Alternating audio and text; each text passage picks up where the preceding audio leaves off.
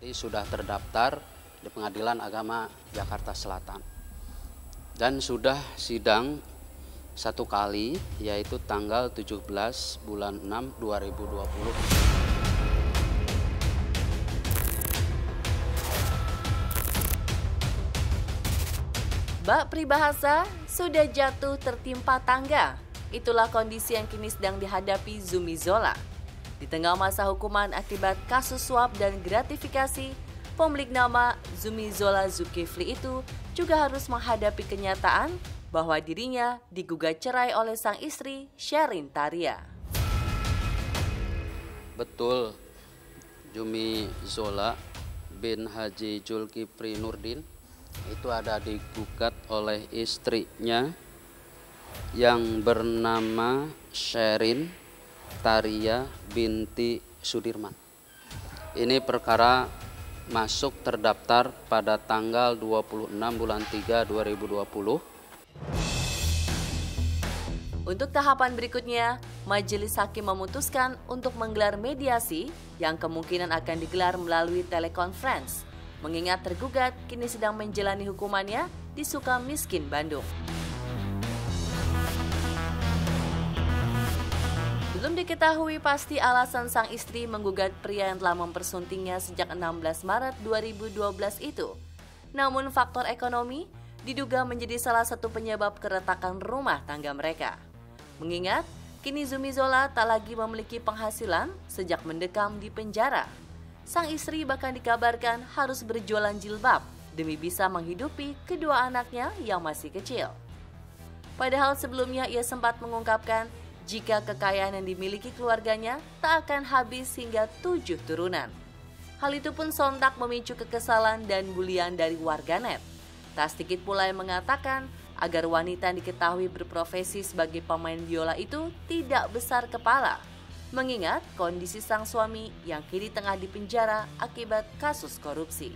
Demi mengklarifikasi kebenaran kabar tersebut, tim selebritas yang pun mencoba menggali informasi dengan mencari keberadaan istri Zumi Zola di kediamannya di kawasan Cipete, Jakarta Selatan. Aku boleh ketemu untuk janjian wawancara, Ibu? Janjian sama Bu Sherin? Atau Ibu mau Lida? Oh, tapi ada di rumah, Bu? Oh gitu.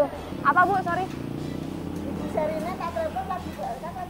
Kadang ada janji juga katanya udah lagi. Oh gitu. Aku boleh nggak sih atau ada kontak person yang bisa saya hubungi untuk janjian sama Bu Sherin? Ada manajernya nggak? Oh, nah kalau Bu Sherin biasa di rumah atau gimana sih, Mbak? Kadang-kadang di rumah, kadang-kadang udah pergi. Oh gitu. Iya. Sekarang lagi pergi? Iya. Oh gitu. Ya wis. Makasih ya, Mbak. Sebelum menikah dengan Sherin Taria, pria kelahiran Jakarta 31 Maret 1980 itu diketahui pernah terlibat asmara dengan beberapa wanita. Yang cukup menghebohkan adalah kabar batalnya pernikahan Zumi Zola dengan presenter kocak Ayu Dewi pada tahun 2011 silam. Padahal keduanya telah melangsungkan acara pertunangan dan siap untuk menyebarkan undangan kepada kerabat dan sahabat.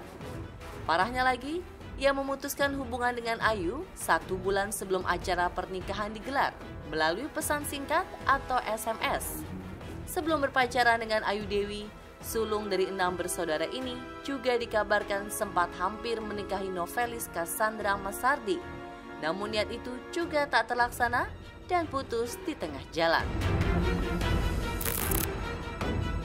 Di sisi lain, nama Zumi Zola sebelumnya lebih dulu dikenal sebagai pesinetron dan juga pemain film yang memulai karir di dunia hiburan setelah mengikuti kontes Abang None mewakili Jakarta Selatan.